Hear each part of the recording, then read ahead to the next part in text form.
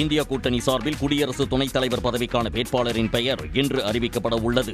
India கூட்டணி சார்பில் குடியரசு துணைத் தலைவருக்கான வேட்பாளரை தேர்வு செய்வதற்கான அதிகாரம் காங்கிரஸ் தலைவர் மல்லிகார்ஜுன கார்கேவுக்கே எதிர்க்கட்சிகள் வழங்கியுள்ளன. இந்த சூழலில் நேற்று மல்லிகார்ஜுன கார்கேவின் அலுவலகத்தில் ஆலோசனைக் கூட்டம் நடைபெற்றது. இந்த கூட்டத்தில் முக்கிய எம்பிக்கள் பங்கேற்றனர். வேட்புமனு தாக்கல் செய்வதற்கான கடைசி தேதி 21ஆம் தேதி என்பதால் இன்று மல்லிகார்ஜுன கார்கேவின் இல்லத்தில் மீண்டும் ஆலோசனைக் கூட்டம் நடைபெறவுள்ளது. அதைத் தொடர்ந்து இந்தியா கூட்டணியின் வேட்பாளர் யார் என்பது குறித்து அதிகாரப்பூர்வ அறிவிப்பு வெளியிடப்படலாம் என்று தெரிகிறது. ராமேஸ்வரம் மீனவர்களை இலங்கை அரசு கைது செய்யும் நடவடிக்கையை கண்டித்து இன்று மீனவர்கள் ரயில் மறியல் போராட்டத்தில் ஈடுபடப் போவதாக அறிவித்துள்ளனர். மீனவர்களையும் படகுகளையும் விடுதலை செய்ய வலியுறுத்தி ராமேஸ்வரம் மீனவர்கள் கடந்த 8 நாட்களாக தொடர் வேலை நிறுத்த போராட்டத்தில் ஈடுபட்டு வருகின்றனர். இந்நிலையில் ராமேஸ்வரம் வட்டாட்சியர் அலுவலகத்தில் மீனவர்களிடம் அதிகாரிகள் பேச்சுவார்த்தை நடத்தினர். பேச்சுவார்த்தை தோல்வியில் முடிந்ததால் தங்கச்சிமடம் அருகே இன்று திட்டமிட்டபடி ரயில் மறியலில் ஈடுபடப் போவதாக அவர்கள் அறிவித்துள்ளனர். ரயில் மறியல் போராட்டம் நடக்கும். இதன் மூலமாக மத்திய அரசாங்கம் மீனவர் பக்கம் திரும்பி பார்ப்பாங்க. நிச்சயமாக இலங்கை சிறையில் வாடிக்கொண்டிருக்கிற மீனவர்கள் விடுதலை செய்யப்படுவார்கள் என்ற நம்பிக்கையோட நாளைக்கு திட்டமிட்டபடி ரயில் மறியல் போராட்டம் நடக்கும் சொல்றது இதன் மூலம் நான் தெரிவிச்சுக்கிறேன். கடலூர் அருகே மீனவ கிராம தலைவர் தேர்வு கூட்டத்தில் வாக்குவாதம் ஏற்பட்டதால் பரபரப்பு ஏற்பட்டது. சேனாங்குப்பம் மீனவ கிராமத்தில் ஆண்டுக்கு ஒருமுறை அவர்களுக்கான தலைவரை தேர்ந்தெடுப்பது வழக்கம். தற்போது தலைவராக உள்ள கவியரசனின் பதவிக்காலம் கடந்த மாதத்துடன் நிறைவடைந்த நிலையில் மீண்டும் அவரை தலைவராக தொடர இரு தரப்பினரிடையே கருத்து வேறுபாடு இருந்து வருகிறது. இது தொடர்பாக நேற்று சேனாங்குப்பம் கோயிலில் நடந்த கூட்டத்தில் இரு தரப்பினரும் வாக்குவாதத்தில் ஈடுபட்டனர். வாக்குவாதம் முற்றி தள்ளுமுள்ளும் நடந்ததால் போலீசார் அவர்களை சமாதானப்படுத்தினர்.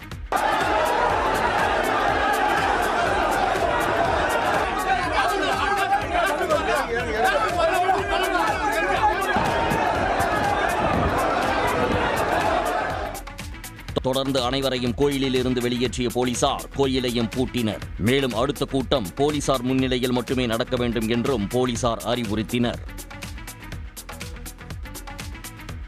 கேரளாவின் எர்ணாகுளம் திருச்சூர் தேசிய நெடுஞ்சாலையில் ஏற்பட்ட போக்குவரத்து நெரிசலில் 12 மணி நேரத்திற்கு மேலாக காத்திருந்த மக்களுக்கு தேசிய நெடுஞ்சாலை ஆணையம் இழப்பீடு வழங்குமா என உச்சநீதிமன்றம் கேள்வி எழுப்பியுள்ளது. தேசிய நெடுஞ்சாலையின் தரம் குறைவாக இருந்ததால் ஏற்பட்ட பள்ளத்தில் லாரி கவிழ்ந்ததால் பயங்கர போக்குவரத்து நெரிசல் ஏற்பட்டது. இது தொடர்பான வழக்கை விசாரித்த உச்சநீதிமன்ற தலைமை நீதிபதி PR கவாய் தலைமையிலான அமர்வு பல மணி நேரம் காத்திருந்த மக்களின் பொறுமைக்கும் போக்குவரத்து நெரிசலில் அவர்கள் இழந்த எரிபொருளுக்கும் தேசிய நெடுஞ்சாலை ஆணையம் இழப்பீடு வழங்க வேண்டும் என தெரிவித்தனர். மேலும் 12 மணி நேரம் காத்திருந்து செல்லும் சாலைக்கு 150 ரூபாய் சுங்க கட்டணமாக ஏன் செலுத்த வேண்டும் எனவும் உச்சநீதிமன்றம் கேள்வி எழுப்பியுள்ளது. சர்வதேச விண்வெளி பயணம் மேற்கொண்ட விண்வெளி வீரர் சுபான்ஷு சுக்லா டெல்லியில் பிரதமர் மோடியை சந்தித்தார். இதற்காக பிரதமர் இல்லத்திற்கு சென்ற சுபான்ஷு சுக்லாவை பிரதமர் மோடி ஆறத் தழுவி வரவேற்றார்.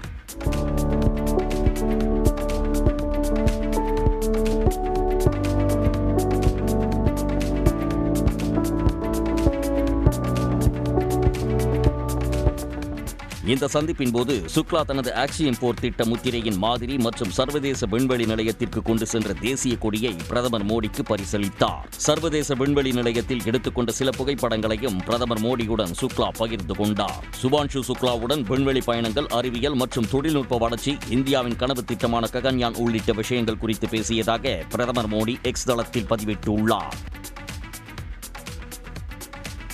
அசாமில் பழங்குடியின மக்கள் வாழும் மாவட்டத்தில் சுமார் 1000 ஏக்கர் நிலத்தை அசாம் அரசு சிமெண்ட் ஆலை அமைக்க தனியார் நிறுவனத்திற்கு வழங்கியதற்கு கவுகாத்தி உயர்நீதிமன்றம் கண்டனம் தெரிவித்துள்ளது.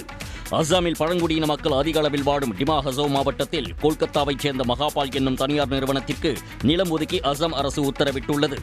இது தொடர்பான வழக்கை விசாரித்த நீதிபதி சஞ்சய் குமார் ஒரு ஊரே தனியார் நிறுவனத்திற்கு ஒதுக்கப்பட்டதைக் கண்டு அதிர்ச்சி அடைந்ததாக தெரிவித்தார். மேலும் இது என்ன வகையான முடிவு, இது எதுவும் நகைச்சுவையா எனவும் காட்டமாக கேள்வி எழுப்பினார். Mr. Sharma, 3,000 bighas? Is this some kind of joke or what? No, Lordship, we need it. It's because of...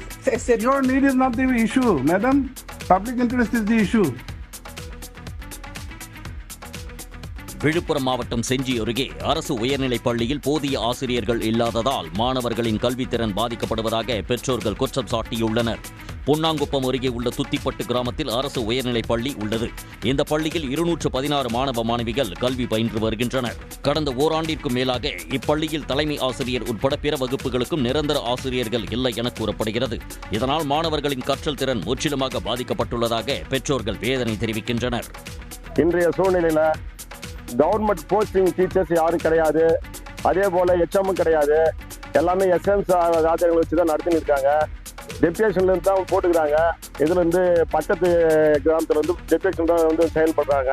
இது சம்பந்தமா நாங்க ஊர் பொது சார்பா CO ஆஃபீஸுக்கும் போனோம். அவர்கிட்ட பேசணும், பேச்சுவார்த்தை நடத்தி நடவடிக்கை எடுக்கிறோம்னாங்க. அது நம்பிக்கையில் வந்துட்டோம். இதற்கு தீர்வு கோரி அப்பகுதி மக்கள் சாலை மறியலில் ஈடுபட முயன்ற நிலையில் போலீசார் சம்பவ இடத்திற்கு வந்து பேச்சுவார்த்தையில் ஈடுபட்டதால் போராட்டம் கைவிடப்பட்டது. சென்னை திருவல்லிக்கேணியில் உள்ள லேடி வெலிங்டன் அரசு மாதிரி பெண்கள் மேல்நிலைப் பள்ளி வளாகத்தில் மாணவிகளுக்கு 2025 மற்றும் 2026 கல்வியாண்டுக்கான கட்டணமில்லா பேருந்து பயண அட்டைகளை துணை முதலமைச்சர் உதயநிதி ஸ்டாலின் வழங்கினார். இதன் பின்னர் மாணவிகளுடன் அவர் கலந்துரையாடினார்.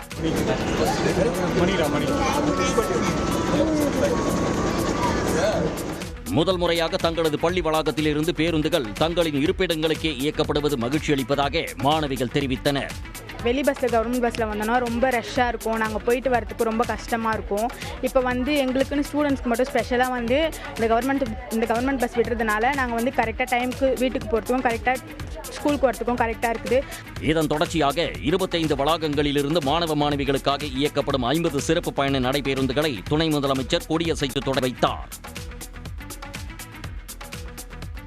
நீலகிரி மாவட்டம் குன்னூர் அருகே தரமற்ற முறையில் சாலை அமைக்கப்படுவதாக கூறிய அதிகாரிகளுடன் வியாபாரிகள் வாக்குவாதத்தில் ஈடுபட்டதால் பரபரப்பு நிலவியது. டால்பின் நோஸ் மற்றும் லேம்ஸ்ராக் செல்லும் சாலை சேதமடைந்ததால் அதனை சீரமைக்கும் பணி நடைபெற்று வந்தது. அப்போது மழை நேரத்தில் சாலை போடப்படுவதாகவும் தரமற்ற முறையில் சாலை அமைக்கப்படுவதாகவும் கூறி வியாபாரிகள் அதிகாரிகளுடன் வாக்குவாதத்தில் ஈடுபட்டனர். தற்காலிகமாக அரசு அந்த இடத்துல சாலையை சீரமைக்கிறதா சொல்லி இன்டர்லாக் கல் மேலே காங்கிரீட் கலர் தரம் இல்லாமல் செயல்பாடு செஞ்சுட்டு இருந்திருக்காங்க. தற்காலிகமாக அந்த வேலை நிறுத்தப்பட்டிருக்கிறது. அந்த வேலையை இதோட கைவிடாமல் அந்த குத்தகையாளர்கிட்ட அந்த சாலையினுடைய தரத்தை உயர்த்தி அந்த வேலையின் தன்மையை சிறப்பாக செஞ்சு கொடுக்கணும்னு. இதனால் சாலை அமைக்கும் பணிகள் பாதியிலேயே நிறுத்தப்பட்டது. தரமான சாலையை அமைக்க நடவடிக்கை எடுக்க வேண்டும் என்று வியாபாரிகள் கோரிக்கை விடுத்துள்ளனர். ஊதிய உயர்வு கோரிக்கையை முன்வைத்து காலவரையற்ற வேலைநிறுத்த போராட்டத்தில் ஈடுபட உள்ளதாக புதுச்சேரி 108 ஆம்புலன்ஸ் ஓட்டுநர் சங்கத்தினர் அறிவித்துள்ளனர். புதுச்சேரியில் கடந்த 2011ஆம் ஆண்டு முதல் பணியில் ஈடுபட்டு வரும் 108 ஆம்புலன்ஸ் ஓட்டுநர்களுக்கு மற்ற அரசு மருத்துவ சுகாதார பணியாளர்களுக்கு இணையாக ஊதிய உயர்வு வழங்கப்படவில்லை என ஓட்டுநர்கள் குற்றம் சாட்டி உள்ளனர். இந்நிலையில் ஊதிய உயர்வு கோரி செப்டம்பர் 1ஆம் தேதி முதல் புதுச்சேரி தலைமைச் செயலகம் முன்பாக ஆம்புலன்ஸ்களை நிறுத்திவிட்டு காலவரையற்ற வேலைநிறுத்த போராட்டத்தில் ஈடுபட உள்ளதாக அறிவித்துள்ளனர். 30% அவங்க கொடுத்தாங்க. தமிழ்நாட்டு கவர்மெண்ட் 108 கொரோனாவில் வேலைக்கு 30% கொடுத்தாங்க. எங்களுக்கு ஒரு பைசா கொடுக்கல. இதெல்லாம் ரொம்ப வஞ்சின போக்கா இருக்கும். ஆனால் நைட்டு 24 hours வேலை சேர்த்துனாங்க. வேலை செய்வாங்க அல்லது வாங்கி போகிறோம் பெனிஃபிட் வாங்குறேன். இது எந்த விதத்தில் நியாயம்? மேலும் ஊதிய உயர்வு கோரிக்கை தொடர்பாக தேசிய ஊரக சுகாதார திட்ட இயக்குநரையும் சந்தித்து ஆம்புலன்ஸ் ஓட்டுநர்கள் மனு அளித்தனர். டாஸ்மாக் விவகாரத்தில் அமலாக்கத்துறை நடவடிக்கை எடுக்க விதிக்கப்பட்டிருந்த தடையை நீட்டித்து உச்சநீதிமன்றம் உத்தரவிட்டுள்ளது. இது தொடர்பான வழக்கு உச்சநீதிமன்ற தலைமை நீதிபதி PR கவாய் தலைமையிலான அமர்வு முன்பு விசாரணைக்கு வந்தது. அப்போது பதில் மனு தாக்கல் செய்யப்படாததால் வழக்கை ஒத்திவைக்க வேண்டும் என அமலாக்கத்துறை தரப்பில் கோரப்பட்டது. இதைத் தொடர்ந்து வழக்கை 4 வாரங்களுக்கு ஒத்திவைத்த உச்சநீதிமன்றம் இந்த விவகாரத்தில் அமலாக்கத்துறை நடவடிக்கை எடுக்க விதிக்கப்பட்ட தடை 4 வாரங்களுக்கு தொடரும் என உத்தரவிட்டது. மேலும் வழக்கில் கருத்து தெரிவித்தால் அமலாக்கத்துறைக்கு எதிராக பேசுவதாக ஒன்றிய அரசின் வழக்கறிஞர் கூறுவதாக தெரிவித்த நீதிபதிகள் தாங்கள் எந்த அமைப்புக்கும் எதிராக பேசுவதில்லை எனவும் தரவுகளை கொண்டு மட்டுமே வைத்து பேசுவதாகவும் தெரிவித்தனர். முன்னாள் படைவீரர்களை தொழில் முனைவோர்களாக மாற்றும் முதல்வரின் காக்கும் கரங்கள் திட்டத்தை முதலமைச்சர் மு.க.ஸ்டாலின் இன்று தொடங்கி வைக்கிறார். இளம் வயதை ராணுவ பணியில் கழித்து ஓய்வு பெற்ற ராணுவ வீரர்களின் பாதுகாப்பான வாழ்க்கையை உறுதி செய்யும் வகையில் முதல்வரின் காக்கும் கரங்கள் என்ற புதிய திட்டம் அறிமுகப்படுத்தப்படும் என முதலமைச்சர் மு.க.ஸ்டாலின் அறிவித்திருந்தார். அதன்படி இன்று தொடங்க உள்ள புதிய திட்டத்தின் கீழ் முன்னாள் படைவீரர்கள் மற்றும் அவர்களை சார்ந்தவர்கள் தொழில் தொடங்க 1 கோடி ரூபாய் வரை வங்கிகள் மூலம் கடன் பெறுவதற்கு வழிவகை செய்யப்பட்டுள்ளது. இந்த கடன் தொகையில் 30 விழுக்காடு மூலதன மானியமும் 3 விழுக்காடு வட்டி மானியமும் வழங்கப்படும். முதல்வரின் காக்கும் கரங்கள் திட்டத்திற்காக பெறப்பட்ட விண்ணப்பங்கள் மூலம் 348 பேர் தேர்வு செய்யப்பட்டு அவர்களுக்கு தொழில் முனைவோர்களுக்கான பயிற்சிகள் வழங்கப்பட்டன. சன் பிக்சர்ஸ் தயாரிப்பில் நடிகர் ரஜினிகாந்த் நடித்துள்ள கூலி திரைப்படம் 4 நாட்களில் 404 கோடி ரூபாய் வசூல் செய்து சாதனை படைத்துள்ளது.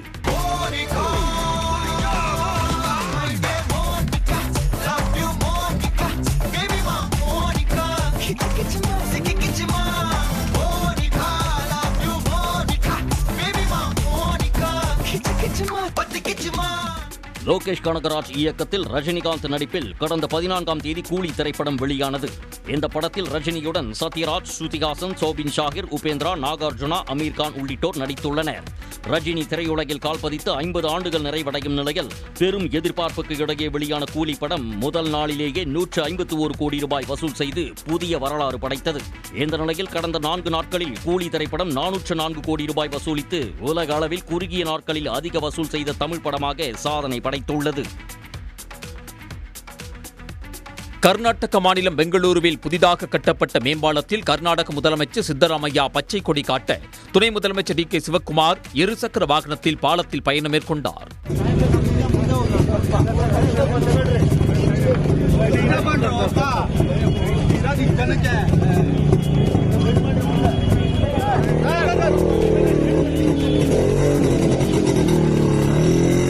பெங்களூருவில் 80 கோடி ரூபாய் மதிப்பீட்டில் கட்டப்பட்ட ஹெப்பல் மேம்பாலம் இன்று திறந்து வைக்கப்பட்டது. மேம்பாலத்தை திறந்து வைத்த கர்நாடக முதலமைச்சர் சித்தராமையா இருசக்கர வாகனத்தில் வந்த டி.கே. சிவக்குமாருக்கு பச்சை கொடி காட்டினார். இதைத் தொடர்ந்து டி.கே. சிவக்குமார் தனது விண்டேஜ் எஸ்டி ரோட் கிங் இருசக்கர வாகனத்தில் மேம்பாலத்தில் பயணம் செய்தார். கேரள மாநிலம் வயநாட்டில் தாயை பிரிந்து அரசு பள்ளி வளாகத்திற்குள் புகுந்த யானைக்குட்டியை தாயிடம் சேர்க்கும் முயற்சியில் வனத்துறையினர் தீவிரமாக ஈடுபட்டுள்ளனர். அங்குள்ள புல்பள்ளி அருகே இருக்கும் அரசு பள்ளிக்குள் திடீரென குட்டி யானை ஒன்று புகுந்தது. தாயிடமிருந்து பிரிந்த அந்த யானைக்குட்டி வழி தெரியாமல் பள்ளிக்குள் அங்கும் இங்கும் ஓடியதை பார்த்து மாணவிகள் மற்றும் ஆசிரியர்கள் பதறிப்போய் நின்றனர்.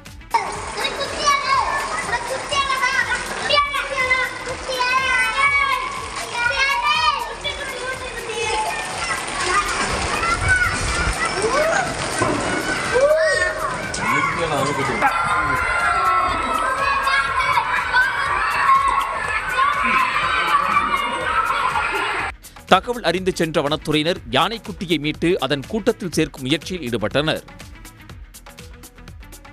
தூத்துக்குடியில் மேலும் ஒரு சிப்காட் தொழில் பூங்கா அமைக்க சுற்றுச்சூழல் அனுமதி கோரி சிப்காட் நிறுவனம் விண்ணப்பித்துள்ளது. தமிழ்நாடு முழுவதும் தொழில் வளர்ச்சியை கருத்தில் கொண்டு 40 தொழில் பூங்காக்கள் இயங்கி வருகின்றன. மேலும் 21 இடங்களில் 21,404 ஏக்கர் பரப்பளவில் தொழில் பூங்காக்கள் அமைக்க நடவடிக்கை எடுக்கப்பட்டு வருகிறது. இந்நிலையில் தூத்துக்குடியில் 1967 ஏக்கரில் புதிய சிப்காட் தொழிற்பூங்கா அமைக்க சுற்றுச்சூழல் அனுமதி கோரப்பட்டுள்ளது. 667 கோடியில் அமையவுள்ள சிப்காட் பூங்கா மூலம் 17,200 பேருக்கு வேலைவாய்ப்பு கிடைக்கும் என தகவல் வெளியாகியுள்ளது. இந்த சிப்காட் வளாகத்தில் சிங்கப்பூரைச் சேர்ந்த REG நிறுவனம் 4,900 கோடி செயற்கை இழை தொழிற்சாலை அமைக்க அரசுடன் புரிந்துணர்வு ஒப்பந்தம் மேற்கொண்டுள்ளது குறிப்பிடத்தக்கது. மேலும் இங்கு 60% ஜவுளித்துறை சார்ந்த தொழிற்சாலைகளுக்கு ஒதுக்கீடு செய்ய உள்ளதாகவும் கூறப்படுகின்றது. நிதி மோசடி வழக்கில் கைதான தேவநாதனின் அனைத்து சொத்து விவரங்களையும் தாக்கல் செய்ய சென்னை உயர்நீதிமன்றம் உத்தரவிட்டுள்ளது. சென்னை மயிலாப்பூரில் செயல்பட்டு வந்த நிதி நிறுவனத்தில் முதலீடு செய்த 100க்கும் மேற்பட்ட முதலீட்டாளர்களிடம் பல கோடி ரூபாய் மோசடி செய்ததாக அந்த நிறுவனத்தின் இயக்குநர் தேவநாதன் உட்பட 6 பேர் கைது செய்யப்பட்டனர். இதில் தேவநாதன் 3வது முறையாக தாக்கல் செய்த ஜாமீன் மனு சென்னை உயர்நீதிமன்றத்தில் விசாரணைக்கு வந்தது. அப்போது குறைந்தது 6 வார காலம் இடைக்கால ஜாமீன் வழங்கினால் தன்னுடைய சொத்துக்களை விற்று பாதிக்கப்பட்டவர்களுக்கு பணம் திரும்ப ஒப்படைக்கப்படும் என தேவநாதன் தரப்பில் கோரிக்கை வைக்கப்பட்டது. இதை பதிவு செய்த நீதிபதி சொத்துக்கள் மற்றும் ரொக்கங்கள் குறித்த விவரங்களை ஆகஸ்ட் 25ஆம் தேதி அறிக்கையாக தாக்கல் செய்ய உத்தரவிட்டதோடு அதில் 1 சென்ட் நிலம் அல்லது 1 ரூபாயை மறைத்தாலும் கூட கடும் நடவடிக்கை எடுக்கப்படும் என்று எச்சரிக்கை விடுத்தார். மரக்காணம் அருகே தீர்த்தவாரி பகுதியில் புதிதாக அமைக்கப்பட்டு வரும் 6 வழிச்சாலையில் ஆபத்தான மிகப்பெரிய வளைவு பகுதி இருப்பதால் அடிக்கடி விபத்து நேரிடுவதாக அப்பகுதி மக்கள் கூறுகின்றனர். மாமல்லபுரம் முதல் புதுச்சேரி வரை புதிதாக 6 வழிச்சாலை அமைக்கப்பட்டு வருகிறது. இந்த பணிகளுக்காக தீர்த்தவாரி பகுதியில் ECR சாலையில் போக்குவரத்து நிறுத்தப்பட்ட நிலையில் சர்வீஸ் சாலை வாகன ஓட்டிகள் பயன்படுத்தி வருகின்றனர். தாளங்காடு முதல் தீர்த்தவாரி பகுதி வரை உள்ள சர்வீஸ் சாலையில் அபாயகரமான வளைவு உள்ளதால் விபத்துகள் அதிக அளவில் நடப்பதாக புகார் எழுந்துள்ளது. வளைவுல எந்த ஒரு லைட் வசதியும் கிடையாது. வாகனங்கள் வேகமா வருதே கண்டி இந்த வளைவுல திரும்புறதுக்கான ஸ்பீட் பிரேக் கிடையாது. அங்க மின்சார சம்பந்தமா எந்த ஒரு லைட்டுமே இல்ல. இரவுல பயங்கரமான விபத்துகள் ஏற்படுது, உயிர் சேதம் ஏற்படுது, பொருள் சேதம் ஏற்படுது.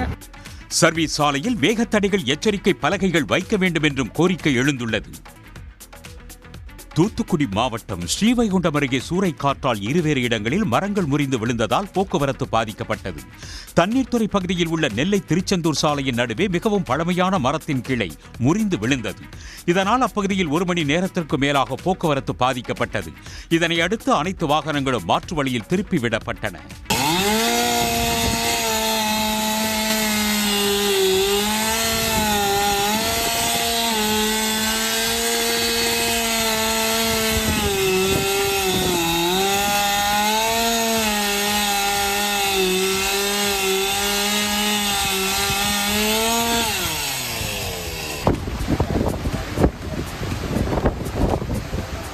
இதேபோல் புதுக்குடி அருகே தாமிரபரணி ஆற்றுப்பாலத்தில் உள்ள சர்வீஸ் சாலையில் உசிலை மரம் சாலையில் விழுந்தது.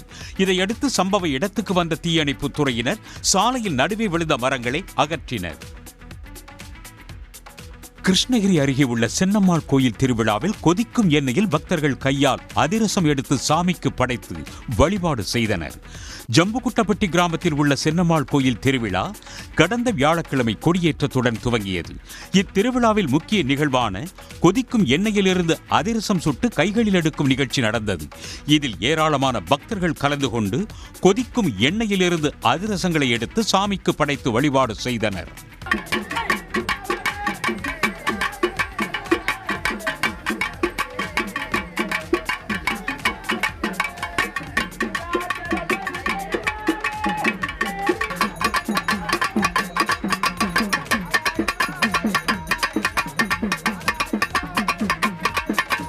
திருவிழாவில் கலந்து கொண்ட பக்தர்களுக்கு கறி விருந்து அளிக்கப்பட்டது. இந்த விருந்தில் ஏராளமான பக்தர்கள் கலந்து கொண்டனர். நாமக்கல் மாவட்டத்தில் பெண்ணிடம் முறைகேடாக கல்லீரல் எடுக்கப்பட்டதாக புகார் எழுந்த நிலையில் இது தொடர்பாக விசாரிக்க விசாரணை குழு அமைத்து மக்கள் நல்வாழ்வுத்துறை உத்தரவிட்டுள்ளது. பள்ளிப்பாளையம் பகுதியைச் சேர்ந்த பெண் 1.5 ஆண்டுகளுக்கு முன்பு இடைத்தரகர் ஒருவர் மூலம் சிறுநீரகத்தை விற்பனை செய்வதற்காக சென்னை சென்றுள்ளார். பரிசோதனை முடிவுகளால் சிறுநீரகத்தை தானமாக வழங்க முடியாததால் அப்பெண்ணிடமிருந்து கல்லீரல் எடுக்கப்பட்டதாக புகார் எழுந்தது. இந்த நிலையில் சிறுநீரக முறைகேடு தொடர்பான புகாரை விசாரித்த தமிழ்நாடு சுகாதார திட்ட இயக்குநர் வினித் தலைமையிலான குழு கல்லீரல் விற்பனை தொடர்பான புகாரை விசாரிக்கும் என அறிவிக்கப்பட்டுள்ளது. மேலும் இந்த குழு விசாரணை மேற்கொண்டு அரசுக்கு அறிக்கை சமர்ப்பிக்க வேண்டும் எனவும் மக்கள் நல்வாழ்வுத்துறை உத்தரவிட்டுள்ளது. உடனுக்குடன் செய்திகளை தெரிந்து கொள்ள சன் நியூஸ் பெல் ஐகானை கிளிக் பண்ணுங்க.